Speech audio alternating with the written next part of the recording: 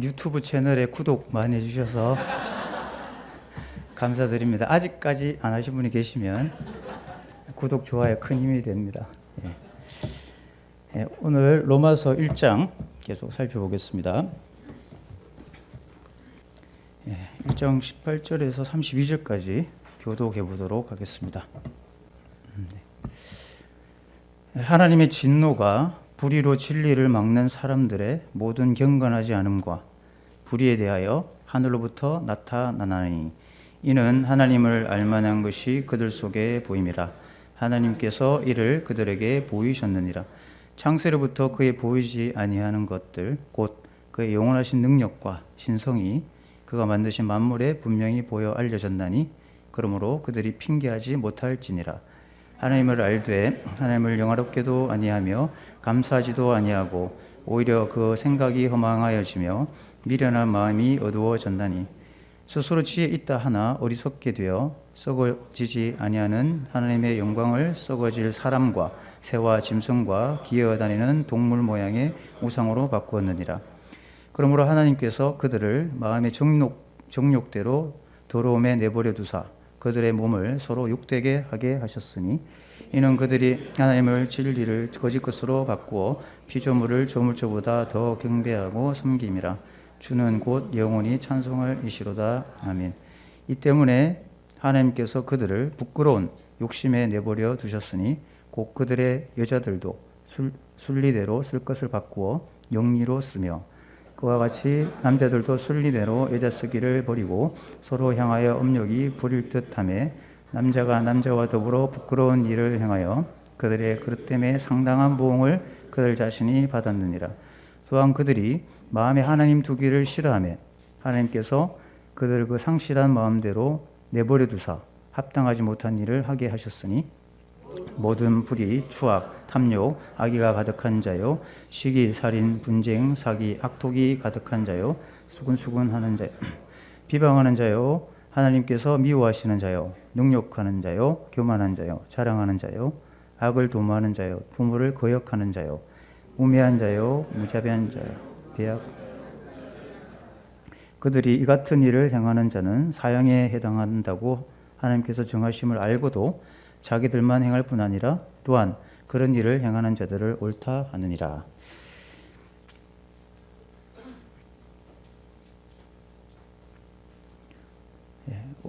이번 시간에는 하나님의 복음이 필요한 이유라는 그런 내용을 생각해 보겠습니다. 하나님의 복음이 우리에게 왜 필요한가? 하나님의 진노가 있기 때문이다 라고 로마서는 밝혀주고 있습니다. 하나님의 진노. 하나님의 진노는 죄를 미워하시는 하나님의 혐오라고 이렇게 쓸 수가 있겠습니다. 하나님은 죄를 미워하시고 혐오하신다 라는 거죠. 이 진노가 왜 하늘로부터 임하는가? 경건하지 않음과 불의에 대해서 하늘로부터 온다라고 이렇게 말씀하고 있습니다. 경건하지 않다는 건 하나님 없이 사는 삶을 말하는 겁니다. 그러니까 하나님과 관계없이 살아가는 것. 우리는 구원받기 전에, 복음을 듣기 전에 나는 하나님을 어떻게 하면 기쁘시게 해드릴까 한 번도 고민한 적이 없죠. 한 번도 고민한 적이 없습니다. 그게 불경건이죠. 그러니까 하나님을 내가 어떻게 해드려야겠다는 생각을 전혀 하지 않고 살았다는 것입니다. 그것이 바로 하나님의 진노의 이유다라고 밝혀주고 있습니다. 하나님 앞에서 살아가는 삶에서 완전히 벗어나서 살아가는 모든 삶의 형태, 이 불경건이라고 할 수 있고 이것 때문에 하늘로부터 진노가 임한다라고 성경은 말씀해 주고 있습니다. 그리고 불의는 사람에 대하여 지은 죄들입니다. 그러니까 이 불의, 오늘 1장에서 묘사되고 있는 이 모든 죄의 열매들은 사실은 하나님의 관계에서 어긋났기 때문에 맺어진 열매입니다. 그러니까 하나님과의 관계를 회복해야만 이러한 삶에서 벗어날 수 있다는 겁니다. 저희 교회는 이제 토요일마다 노방전도를 하는데 이제 그분이 이제 죽었다가 자기가 살아났다고 저한테 이야기했어요. 그러니까 완전 뭐 20일 만에 깨어났다고 이렇게 이야기를 했었는데 자기는 이제 내가 몸 밖으로 나갔다가 들어왔다는 것을 저한테 이야기했습니다. 왔다 갔다 했대요. 그래서 의사한테 어떤 이야기 들었냐면은 당신은 이제 덤으로 이제 사니까 먹고 싶은 거 다 먹고 그렇게 살면 좋겠다라고 이야기했다라는 거죠. 그런데 제가 그분을 만난 겁니다. 노방전도 할 때. 그 하나님이 인도하심이라고 생각을 해요. 왜냐하면 그분이 죽었다가 살아났는데 복음을 들어야 되잖아요. 그래서 저를 만나서 복음을 이제 듣겠다고 해서 제가 유튜브에 채널에 허인우 경제님 말씀을 링크 걸어서 보여줬습니다. 근데 그분이 공무원 생활을 하셨는데 자기는 법 없이도 살 사람이라는 거예요. 난 아무 법 없이도 난 사는 사람이다 라고 저한테 그렇게 이야기하셨어요. 그분은 하나님 앞에서 과연 아무 죄도 없는가? 그렇지 않죠. 그분은 정말 사람에 대한 불의는 안 했을지 몰라도 오늘 성경에서 말하고 있는 불경건의 죄를 지었다는 걸 알아야 되는 겁니다. 그러니까 이것이 하나님 앞에 진노를 이룬다는 것을 모르고 살았다면 이제는 그것을 깨닫고 나는 정말 하나님의 진노 가운데 죽을 수밖에 없는 사람이구나. 그 경고를 듣고 회개해야 되는 거죠. 내가 잘못된 길을 가고 있었구나 라는 걸 알고 회개해야 되는 것입니다. 많은 사람들이 나는 법 없이도 사는 사람이다라고 하는 그런 이야기를 많이 하는데 십계명을 잠깐 생각해봐도 우리는 그게 얼마나 큰 죄라는 걸 알게 됩니다. 1계명이 나 외에 다른 신을 섬기지 말라는 거죠. 그게 하나님의 법인데 사람들은 마치 어떻게 살고 있냐면은 집에 자녀들이 부모를 찾아왔습니다. 근데 자녀가 와가지고 부모 놔두고 TV 앞에 가가지고 엄마 저 왔어요. 아빠 저 왔어요 하면서 절하고 용돈 놔두면은 그 부모님은 기뻐하겠죠. 만약에 우리 성도님들이 그런 자녀가 그런 행동을 하면 어떻게 말하고 싶습니까? 얘야 엄마는 나야 아빠는 나야 내한테 절하고 내한테 인사해야지 라고 하는 게 독서는 아니죠. 당연한 거죠. 하나님이 나 외에 다른 신을 섬기지 마라 라고 한 것은 독선이 아니고 당연한 겁니다. 왜 그러냐면 하나님이 진짜 하나님이거든요. 진짜 하나님이시기 때문에 그걸 요구할 수 있는 것이고 그걸 요구하는 것이 십계명의 1계명입니다. 사람들은 나는 아무 잘못도 없다고 생각하고 사는데 가장 큰 잘못은 하나님을 못 알아보고 하나님 없이 살고 그렇게 마음대로 살아가는 삶이다라는 겁니다. 우리 성도님들이 사회에 나가보면 얼마나 악한 사회가 되는지 아시잖아요. 그리고 그런 악한 사회 속에서 내가 불이익을 당할 수도 있습니다. 나는 하나님을 섬기고 살아가는데 불의를 행하는 사람들 때문에 피해를 입을 수 있는 거죠. 그런데 하나님의 진노가 있다는 사실을 우리는 기억해야 합니다. 하나님의 진노. 하나님의 진노는 죄를 미워하시고 혐오하시는 하나님의 진노는 반드시 사람들에게 있다는 겁니다. 그걸 우리가 믿고 살아가게 될 때 우리는 그 불의한 상황 속에서 심판자는 하나님이라는 걸 알고 그 심판을 하나님께 맡길 수 있습니다. 내가 심판자가 되지 않고 하나님께 그걸 맡길 수가 있죠. 사도 바울은 얼마나 억울하게 세상에서 복음을 전하다가 핍박받았습니까? 그런데 사도 바울은 그 핍박을 다 받았습니다. 왜 받을 수 있었습니까? 하나님의 진노, 이 세상에 죄를 향한 하나님의 진노가 있다는 걸 믿었기 때문에 그리고 불경건하지 않은 모든 것을 사형에 해당하는 이 선고를 받고 죄에 대해서 형벌받을 수밖에 없다는 것을 알기 때문에 사도 바울은 그것을 초월하여 살 수 있게 되었습니다. 그러면 불의를 행하는 세상 사람들을 향해서 우리는 하나님 심판받아야 되니까 그냥 그들을 내버려 둬야 되느냐? 사도 바울은 그렇지 않았다는 겁니다. 하나님의 진노가 있다는 걸 알았기 때문에 복음이 그들에게 필요하다는 주님의 긍휼하심을 가지고 그들에게 복음을 전했습니다. 가만히 놔두게 되면 이들이 하나님의 진노 가운데 심판받게 되는 사람들이니까 그 심판받는 데서 건져냄을 받게 하기 위해서 유대인이든 이방인이든 내가 빚진 자라는 그런 고백을 하면서 내가 그 사랑의 빛을 진 사람으로서 복음 전해야 된다라는 그런 고백을 로마서에서 볼 수가 있는 것입니다. 우리 동일하게 그러한 사도 바울의 심정으로 내 옆에 있는 사람들이 불경건함 때문에 하나님의 진노를 받을 수 있다는 것을 우리가 성경을 통해 알았다면 그들을 불쌍히 여기고 그들의 임박한 진노를 피할 수 있도록 우리는 그들에게 복음을 전해야 된다는 것입니다. 사도 바울의 마음속에는 이러한 인간을 향한 긍휼하심이 있었다라는 것을 알게 됩니다. 하나님의 진노가 불경건과 불의에 대해서 하늘부터 나타난다라는 사실을 성경은 말씀하고 있기 때문에 우리는 이 복음을 세상 사람들에게 임박한 그 진노를 피할 수 있도록 그들에게 복음을 전해야 된다라는 것을 알게 됩니다. 이러한 성숙한 마음이 사도 바울 마음속에 있었다라는 것을 알게 됩니다. 우리는 죄의 죄책과 죄의 세력, 죄의 오염으로부터 구원받았다고 하는 사실을 말씀을 통해 들었습니다. 그런데 이 죄에 대한 하나님의 진노가 구약 성경을 통해서 어떻게 임했는지를 잘 보여주는 그런 사건이 있는데 그것은 바로 불뱀에서 물려 죽고 놋뱀을 통해 사는 그러한 이야기를 통해서 우리에게 알려주고 있습니다. 요한복음 3장 14절과 15절에 보면은 모세가 광야에서 뱀을 든 것 같이 인자도 들려야 하리니 이는 그를 믿는 자마다 영생을 얻게 하려 하심이니라 라고 되어 있습니다. 모세가 광야에서 뱀을 왜 들었습니까?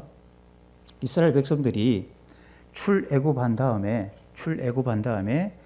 광야길을 걷다가 하나님에 대해서는 불경건했고요. 모세에 대해서는 불의했습니다.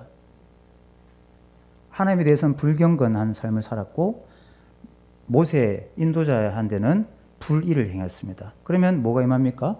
하나님의 진노가 임합니다.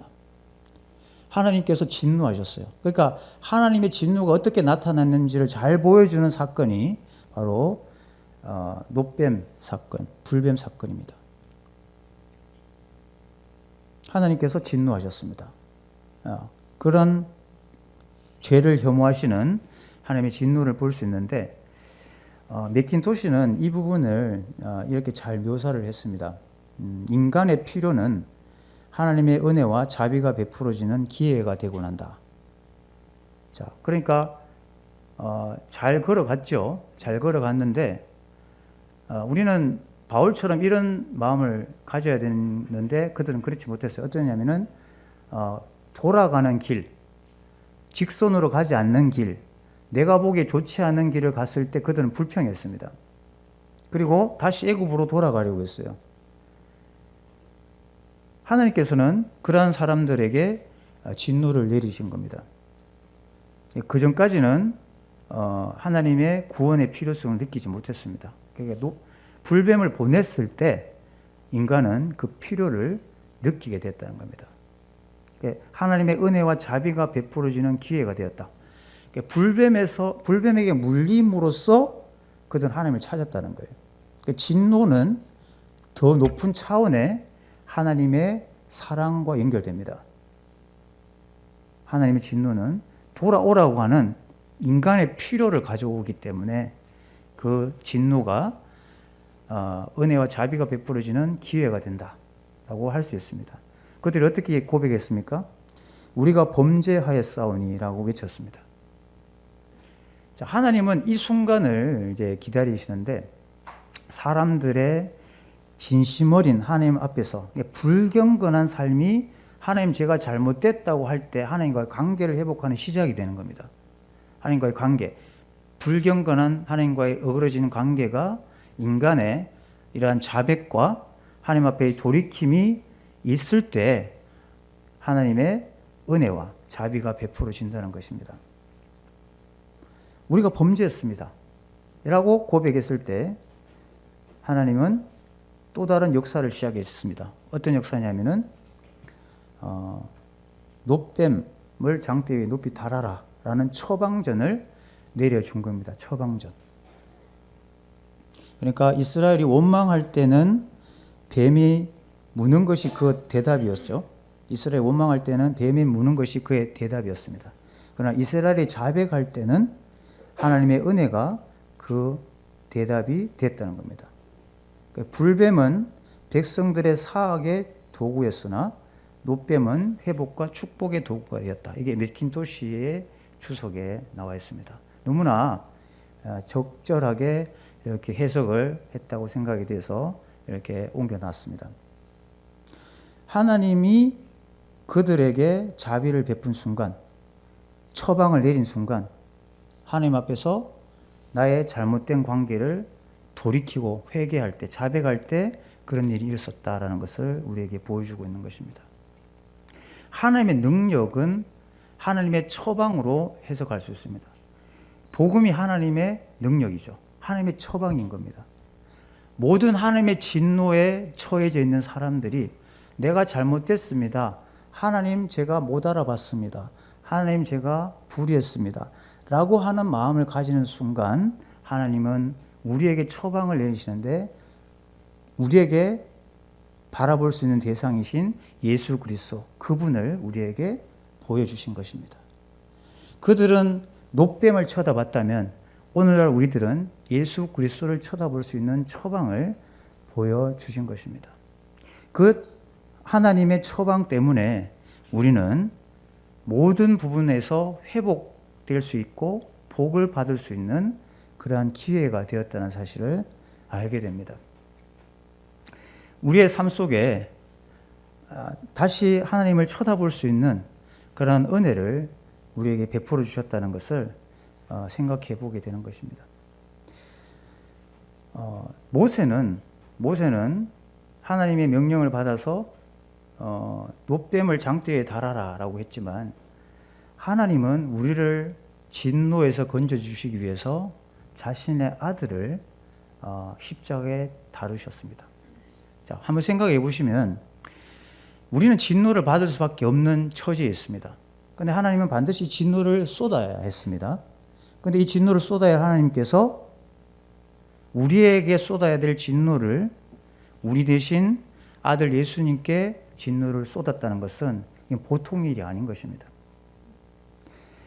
아들을 아끼시는 그 마음만큼이나 불의를 행하고 불경건하게 산 우리를 건지시기 위해서 하나님은 아들을 내어놓으시고 그렇게 십자가에 높이 다신 것입니다.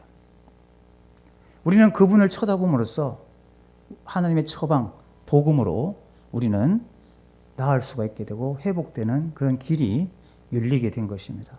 이젠 죽는 것이 아니고 그분을 쳐다봄으로써 영원한 생명, 영생을 얻고 살아갈 수 있는 그런 놀라운 길이 열리게 된 것입니다. 이 놋뱀을 장대에 단 이 하나님의 이 구약의 이야기를 통해서 우리는 십자가에 높이 달리신 주님을 생각하지 않을 수 없는데 이 십자가는 어떤 십자가입니까? 하나님의 공의와 사랑이 동시에 베풀어진 그러한 장소였다는 사실을 알게 됩니다. 하나님께서 진노를 내리셔야 되는데 우리를 아껴서 사랑하는 나머지 진노를 내리지 않으신다면 공의가 깨지는 거죠. 그런데 그 공의를 유지하면서 하나님의 사랑을 나타내기 위해서 십자가를 우리에게 제시하신 것입니다. 법정에 한 아들이 이제 음주 운전해가지고 이제 법정에 섰어요. 법정에 섰는데 딱 서보니까 자기 아버지가 재판관으로 있는 거예요. 그럼 속에 어떤 마음이 들까요? 아이고 잘 됐다. 아버지가 한번 눈 감아주면 좋겠다. 라는 그런 마음이 들 수 있겠죠. 아버지는 또 어떤 생각을 할 수 있습니까? 아이고 아들이 음주운전해가지고 저렇게 또 불려왔네. 그럼 내가 한번 눈 감아주지 하는 마음도 가질 수 있겠죠. 자, 그러면 이 아버지가 가진 마음으로 아들을 용서한다고 해서 그걸 눈 감아주면 어떻게 됩니까? 이 사람은 공의로운 재판관으로서의 자격을 상실하죠. 그리고 그렇게 판결을 내리면 아들 입장에서는 아버지가 너무 매정하다고 생각하고 그러한 사랑을 이렇게 못 받았다고 생각할 수 있잖아요. 자, 그러면 이러면 어떻게 됩니까? 판결을 500만 원 벌금을 딱 선고를 내렸습니다. 500만 원. 그럼 벌금 내야 되잖아요. 그런데 딱 내고 난 다음에 아버지가 아들한테 500만 원을 줬어요. 그럼 어떻게 됩니까? 공의로운 심판과 함께 은혜를 베풀어 준 게 되죠. 십자가가 바로 그러한 현장이라는 것입니다. 하나님은 우리를 사랑하셔서 하나님의 진노 가운데 심판받을 수밖에 없는 우리에게 심판을 내릴 수 없는 그 사랑이 너무나 가득 차신 분이에요. 그런 하나님께서 이 진노를 누구한테 쏟아 부어야 되는데 이 진노를 하나님의 아들 예수님께 쏟아붓기를 작정하시고 쏟아부으신 겁니다. 그래서 공의로운 심판도 하시고 우리를 향한 사랑도 나타내신 장소가 십자가라는 것입니다. 그 십자가를 통해서 우리는 하나님 앞에 죄와 상관없이 하나님 앞에 구원을 받을 수 있도록 우리에게 회복과 또 생명을 얻을 수 있는 길을 열어주셨다는 사실을 알 수가 있는 것입니다. 그래서 칭의는 그 아들은 이제 다시 운전할 수 있을까요? 다시 운전할 수 있죠. 법적으로 처리해야 될 모든 판결 가운데 벌금도 아버지 은혜로 냈기 때문에 다시 운전할 수 있습니다. 우리도 마찬가지입니다. 우리는 하나님 앞에 불경건하고 불의한 사람입니다.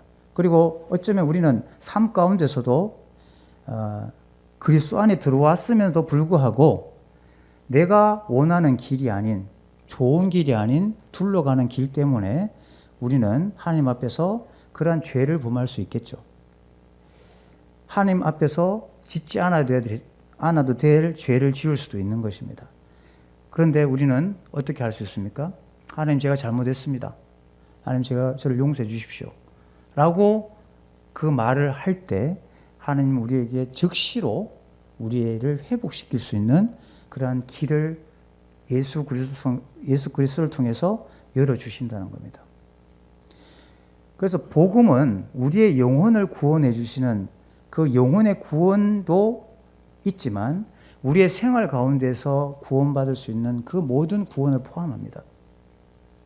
우리가 불의한 세상 속에서 잘못을 고의적은 아니지만 하게 될 경우 하나님의 진노를 우리가 받을 수밖에 없지만 우리는 다시 아들 예수 그리스도를 쳐다봄으로써 이제 우리에게 처방을 내리신 하나님의 그 능력의 복음이 우리를 얼마나 놀랍게 회복시키는지를 생각하고 이 땅의 삶을 살아갈 수가 있게 되는 것입니다. 우리 뒤로 좀 넘기셔서 4장을 보시면은 3장에 보시면은 2장과 3장을 쭉 보면 사람들은 하나님 앞에 다 죄인이고 불의하고 또 불경건한 그런 사람일 수밖에 없다라는 것을 이제 우리에게 알려주고 있습니다. 근데 3장 21절을 보시면은 이제는 율법 외에 하나님의 한 의가 나타났으니 율법과 선지자들에게 증거를 받은 것이라. 자, 율법 외에 하나님의 한 의가 나타났다. 하나님의 의를 우리가 얻을 수 있게 된 거죠. 이 의는 바로 십자가에 높이 달리신 하나님 보실 때 의로운 그러한 순종을 하신 아들 예수 그리스도의 의입니다. 그 의를 우리에게 우리의 의로 하나님께서 인정해 주시는 겁니다. 마치 법정에서 아들이 지불해야 될 것을 하나님이 아버지가 지불함으로써 이제 의롭지 못한 아들에게 그 의로운 판결을 내려준 거죠. 그래서 아들은 그 의로움을 힘입어서 살아갈 수 있게 된 것입니다. 그래서 그 아들은 자기의 행위와 관계없이 아버지가 베풀어 준 그 의를 힘입어서 다시 운전하게 된 것처럼 우리도 역시 그 아들 예수 그리스도의 의를 힘입어서 하나님 앞에서 온전하게 살아갈 수 있게 되었다는 겁니다. 그리고 21절에 율법과 선지자들에게 증거를 받은 것이다. 그러니까 과거 구약에서 이미 말씀하고 있었던 그 의가 지금 십자가를 통해서 나타났다고 하는 것을 우리에게 말씀해 주고 있는 겁니다. 22절에 곧 예수 그리스도를 믿음으로 말미암아 모든 믿는 자에게 미치는 하나님의 의니 차별이 없느니라. 모든 믿는 자에게 유대인이나 헬라인이나 모든 믿는 자에게 미치는 하나님의 의니 차별이 없다. 그 의를 우리가 얻고 살아갈 수가 있게 된 겁니다. 믿음으로 의롭다 칭하여지다는 이신칭의를 이렇게 한번 윌리엄 맥도날드 형제님이 정리를 했는데 한번 보시면은 믿는 자가 그 자체로 죄가 없어지거나 의롭게 된다는 뜻이 아니라 오히려 이것은 하나님께서 믿는 자를 의의 옷으로 덮어주신다는 뜻입니다. 이제 하나님께서는 그리스도 안에 있는 것으로 보시며 그 자신이 어떠함이 아니라 그리스도의 인격과 사역 때문에 각 사람을 용납해 주신다. 이렇게 정리를 해놨는데, 우리가 하나님 앞에 그리스도의 인격과 사역으로 십자가에 높이 달리신 그 주님을 하나님이 보심으로써, 그 하나님이 아들을 보심으로써 그 의를 우리에게, 죄 지은 우리에게 그 옷으로 덮어주심으로써 죄인인 내가 하나님 앞에서 죄가 가려진 채로 의로운 자로 보여지는 그러한 은혜를 누리게 됐다는 겁니다. 믿음은 무엇입니까? 믿음은 그 하나님이 보는 눈으로 내 자신을 바라보는 게 믿음이죠. 나는 죄의 죄책과 죄의 세력으로부터 늘 주눅들 수가 있고, 내가 살아온 자취의 흔적 때문에 늘 하나님 앞에 당당하지 못할 수가 있는데, 그럼 믿음이 없는 거죠. 하나님이 아들을 통해서, 아들의 인격과 사역을 통해서 베풀어 준 그 더딥혀 준 의의 옷이 나에게 주어졌다고 하는 걸 믿게 될 때, 우리는 당당하게, 아들이 운전을 새롭게 할 수 있었던 것처럼 당당하게 이 땅의 삶을 새롭게 하나님 앞에 살아갈 수가 있게 되는 것입니다. 그래서 이 믿음이 어떤 믿음인가를 바울은 또 설명하고 싶어서 4장에서는 두 사람의 예를 들었잖아요. 아브라함과 다윗의 믿음을 들어서 진짜 믿음이 뭔가를 우리에게 설명을 해주고 있는 것입니다. 설명. 자, 그 아브라함은 어떤 약속을 받았습니까? 아브라함은 네 몸에서 날 상속자가 네 씨가 된다 라는 약속을 받았죠. 네 몸에서 날 사람이 상속자가 될 것이다 라는 그 약속을 받았습니다. 4장 16절에 보시면은, 로마서 4장 16절, 그러므로 상속자가 되는 이것이 은혜에 속하기 위하여 믿음으로 되나니 이는 그 약속을 그 모든 후손에게 굳게 하려 하심이라. 율법에 속한 자에게뿐 아니라 아브라함이 믿음에 속한 자에게도 그러하니 아브라함은 우리 모든 사람의 조상이라. 기록된 바 내가 너를 많은 민족의 조상으로 세웠다 하신 것 같으니 그가 믿은 바 하나님은 죽은 자를 살리시며 없는 것을 있는 것으로 부르시는 이시니라. 이렇게 이야기를 하고 있죠. 근데 아브라함이 100세나 된 그 몸 가운데서 하나님이 주신 약속을 들었습니다. 네 몸에서 날 그 씨가 상속자가 될 거다라고 하는 약속을 들었어요. 그랬을 때 아브라함은 마치 그 아들을 받은 것처럼 기뻐했고 하나님께 영광을 돌려드렸다고 기록하고 있습니다. 그러니까 믿음은, 아브라함이 성도들에게 요구하시는 믿음이 아브라함의 믿음인데, 아브라함은 약속한 그 아들을 이미 받은 것처럼 기뻐하고 하나님 앞에 영광을 돌려드리는 그러한 믿음으로 살았고, 그 믿음을 그의 의로 여기셨다는 겁니다. 그 믿음을 그의 의로 여기셨다라는 것을 말해주고 있는 겁니다. 우리도 마찬가지입니다. 아브라함은 하나님으로부터 아들을 주겠다고 하는 그 약속을 붙들고 기뻐했죠. 우리는 어떻습니까? 예수 그리스도 그분을 인격과 사역을 통해서 우리를 용납해 주신다고 하는 것을 듣고 아브라함의 기뻐하는 그 기쁨으로 이 세상을 살아가야 된다는 것을 알게 됩니다. 그래서 4장에 이제 쭉 보시면은 아브라함이 어떤 믿음으로 살았냐면은 18절에 아브라함이 바랄 수 없는 중에 바라고 믿었으며 이는 네 후손이 이 같으리라 하신 말씀대로 많은 민족의 조상이 되게 하려 하심이라. 그가 100세나 되어 자기 몸이 죽은 것 같고 사라의 태가 죽은 것 같음을 알고도 믿음이 약하여지지 아니하고 믿음이 없어 하나님의 약속을 의심하지 않고 믿음으로 견고해져서 하나님께 영광을 돌리며 약속하신 그것을 또한 능히 이루실 줄을 확신했다고 했습니다. 그 믿음을 의로 여겨 주셨다고 말하고 있습니다. 그래서 바울은 로마에 있는 성도들에게 뭘 말하고 싶으냐면은, 예수님이 십자가에 못 박혀 죽었으니까 내 죄 해결됐고 나는 이제 살았구나, 네, 믿습니다. 이런 지적 동의가 아니라는 겁니다.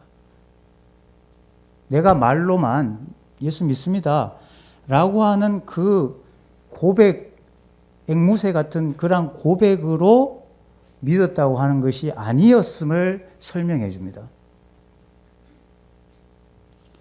그래서 예수 그리스도를 바라볼 때, 하나님의 처방을 바라볼 때,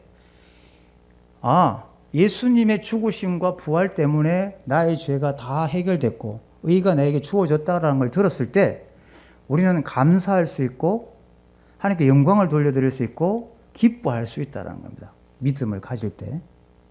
그것이 믿음의 증거다라고 아브라함이 보여줬고, 이 복음을 들었을 때의 믿음이라는 것이, 오직 의인은 믿음으로 말미암아 살리라고 하는 이 믿음이 아브라함에게서 볼 수 있는 믿음이다라는 겁니다.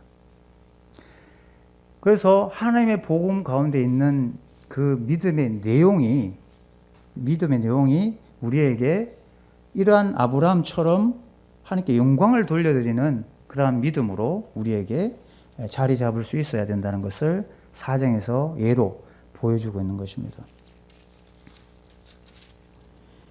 자, 23절에 보면은 그에게 의로 여겨졌다 기록된 것은, 그러니까 아브라함에게 의로 여겨졌다 기록된 것은 아브라함만 위한 것이 아니다. 아브라함만 위한 것이 아니고 의로 여기심을 받을 우리도 위함이니. 그러니까 이 예가 아브라함 의롭다고 하는 것을 말하고 싶은 게 아니고 이 예를 통해서 우리도 의로 여김을 받을 수 있다는 겁니다. 그러면 아브라함이 믿었던 약속을 향한 그 믿음이, 우리는 뭘 믿고 그렇게 기뻐해야 되느냐? 그 믿음의 내용을 사도 바울은 하나님 복음에서 그 내용을 분명히 4장에서 언급했습니다. 곧 예수 우리 주를 죽은 자 가운데 살리신 이를 믿는 자다. 이게 우리의 믿음의 내용입니다. 이것을 우리가 믿음으로, 나는 예수 죽으심으로 죄가 해결됐고 예수 부활하심으로 나는 영원히 온전함을 받은 의로 옷 입은 사람이 됐구나 라는 것을 확신하고 그걸 믿고 살아갈 수 있게 됐다는 겁니다. 예수는 우리가 범죄한 것 때문에 내줌이 되고, 예수의 십자가의 죽음을 말하는 거죠. 그 죽으심 때문에 놋뱀이 장대에 높이 달린 것처럼 예수 그리스도께서 높이 달린 걸 보니까 내가 받아야 될 하나님의 진노를 그분이 다 받아주심으로 나는 죄에서 완전 해방됐구나 라는 것을 믿고 지금 기뻐하고 즐거워하고 하나님께 영광을 돌려드릴 수 있다는 겁니다. 그리고 예수님은 부활하셨습니다. 왜 부활하셨습니까? 이유가 뭐죠? 우리를 의롭다 하시기 위하여 살아나셨다고 했습니다. 의롭다 하시기 위해 살아나셨다. 수많은 우리를 향한 사단의 송사를 누가 다 변화해 주십니까? 아들 예수 그리스도께서 우리를 의롭다 하시기 위해 부활하셨습니다. 그러니까 그 변호는 100년짜리 변호가 아니고 영원한 우리를 향한 변호인 거죠. 그래서 하나님 우편에서 예수님은 믿음을 가진 우리의 믿음 때문에 의롭다함을 받았다고 변호해 주심으로써 하나님의 진노는 이미 내려진 아들 예수 그리스도께 내려진 진노 때문에 우리는 그 진노를 피해서 하나님 앞에 점도 없고 흠도 없이 하나님 앞에 설 수 있는 자격과 그러한 위치를 얻게 되었다는 것입니다.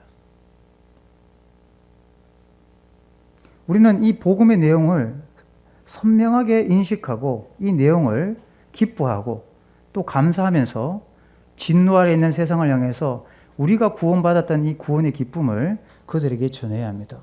당신의 그 죄로 인한 진노받아야 할 그 진노를 예수님이 다 가져가셨다. 주님을 쳐다봐라. 그분이 당신의 죄를 다 가져가셨다. 라고 우리는 전해야 하고, 그분의 부활이, 예수님의 부활이 당신을 영원토록 의롭게 하는 그 의로 우리를 옷 입혀준다. 그 복음을 전하기를 원해서 사도 바울은 로마에 있는 성도들에게 이 복음을 풀어서 이렇게 전달하고 있는 것입니다. 우리는 세상의 이 임박한 하나님의 진노를 피할 수 있도록 우리가 이 마지막 때를 살고 있다고 생각합니다. 하나님의 복음 우리 형제교회에 맡겼잖아요. 온전한 복음을 우리 모임에게 맡겼습니다. 우리는 그 복음을 하나님의 진노 아래 있는 사람들에게 전해야 될 사명이 있습니다. 그들이 믿어 순종하는 삶을 살 수 있도록 그렇게 전도하기를 바라는 것입니다. 사도 바울은 계속 전진했죠. 로마에 있는 너희들에게 가서 스바냐에까지, 스페인까지 너희들이 보내줌을 바라면서 가기를 원한다. 땅끝을 향해서 가기를 원한다.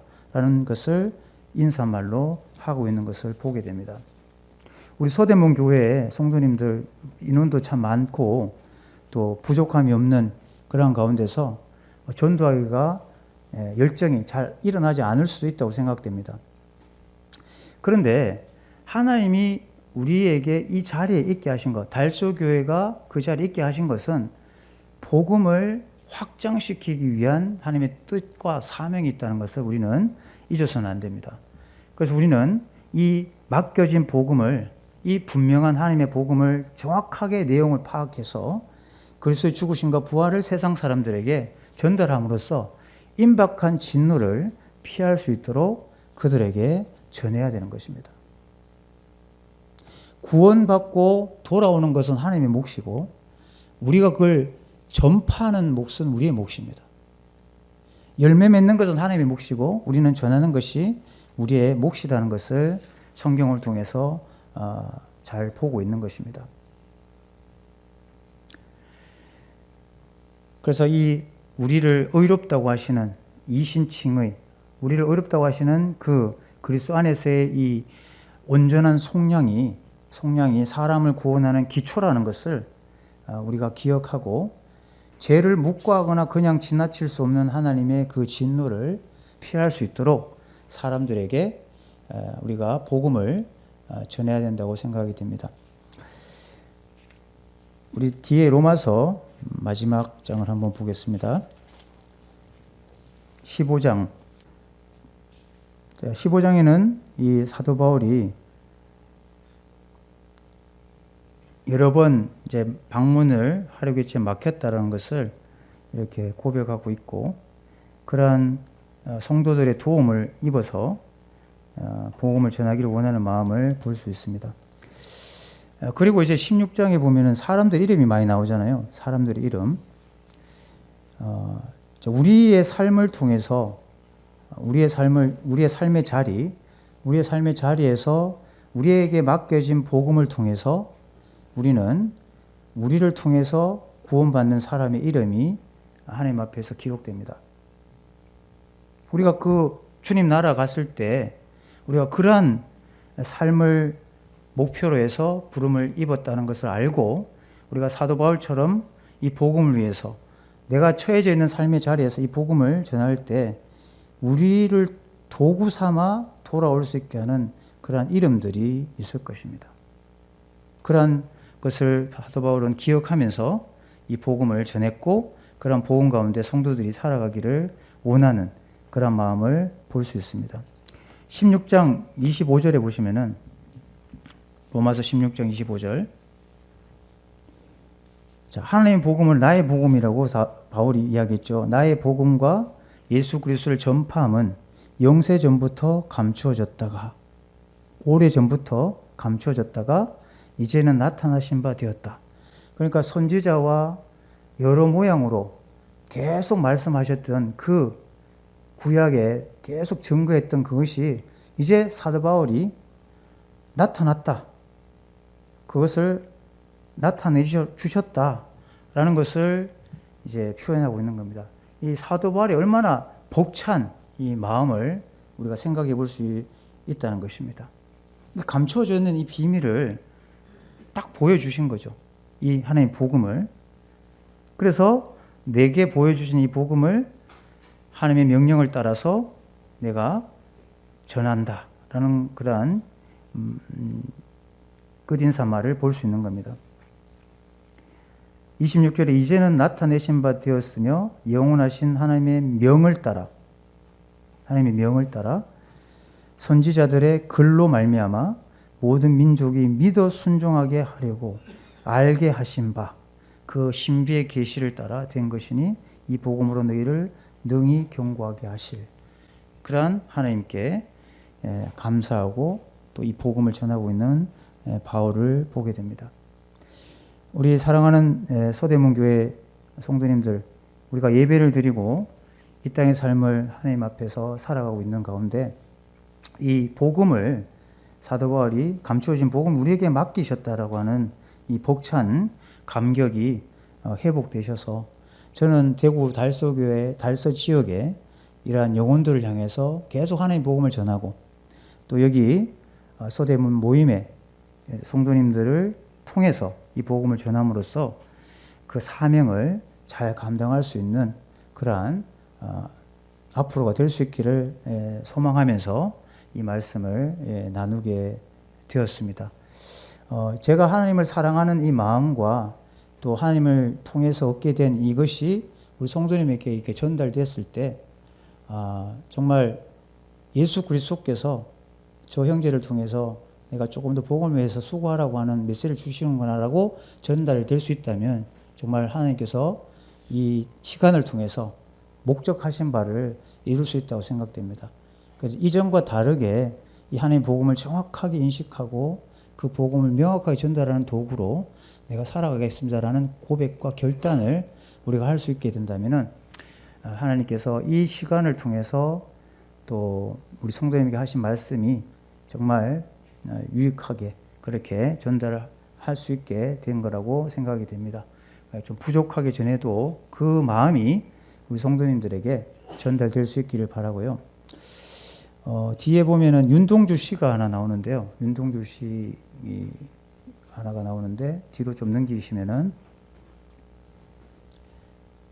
PPT 요게 이제 제가 공부하는 그 기숙사에서 아침에 찍은 건데 해가 떠오르는 그런 순간인데요. 윤동주가 이렇게 새로운 길이라는 그런 시를 적었습니다. 내를 건너서 숲으로 고개를 넘어서 마을로 어제도 가고 오늘도 갈 나의 길 새로운 길 이렇게 시를 적었는데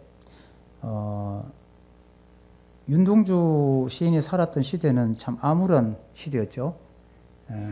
그런 시대 속에서 하나님의 복음의 빛을 받고 길이 없는데 어제도 가고 오늘도 갈 나의 길 새로운 길을 생각하면서 이 시를 적었다고 생각을 했습니다.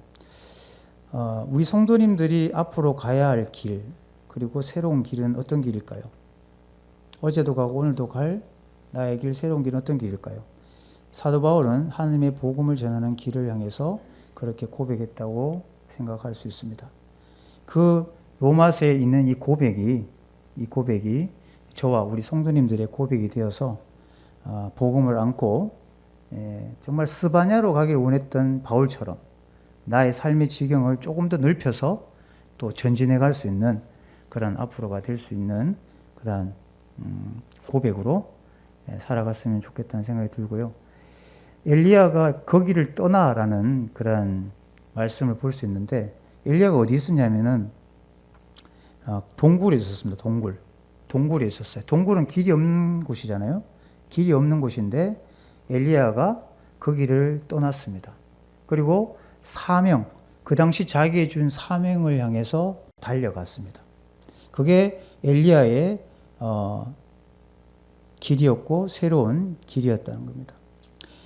우리의 삶이 좋은 길을 얻지 못했던 바울처럼 막힐 수가 있고 또 안 풀릴 수도 있습니다.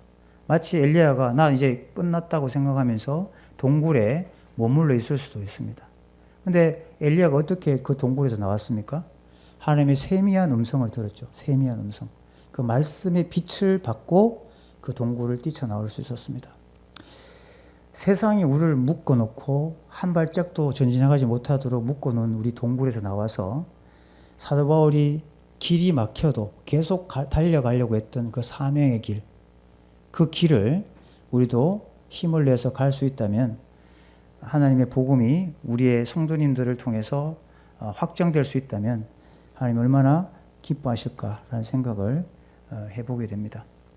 그래서 이번에 이 하나님의 복음에 대해서 제가 생각하면서 저 자신도 내 갇혀 있지 말고 길 없다고 불평하지 말고 예수 그리스도 그분을 바라보면서 항상 하나님의 처방은 그분으로부터 나오니까 예수 그리스도를 바라보면서 내 삶의 모든 구원의 문제를 해결해 주시는 그분을 바라봄으로써 그 길을 열어주시는 길이 막힌 그 길을 열어주시는 그 하나님의 그러한 일하심을 경험하면서 전진해 갈 수 있기를 바라고요.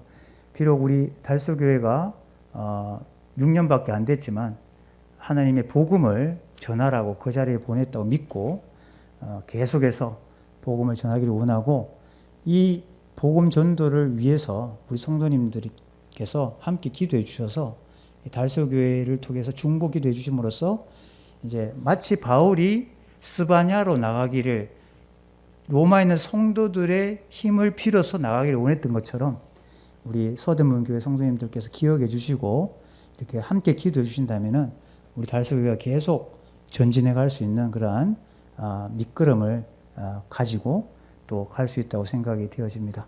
그렇게 해서 우리 달서교회에서 기도해 주시고 또 초대해 주셔서 또 이렇게 말씀 교제를 하게 됐는데 우리 성도님들에게 조금이나마 또 유익이 되길 바라고요.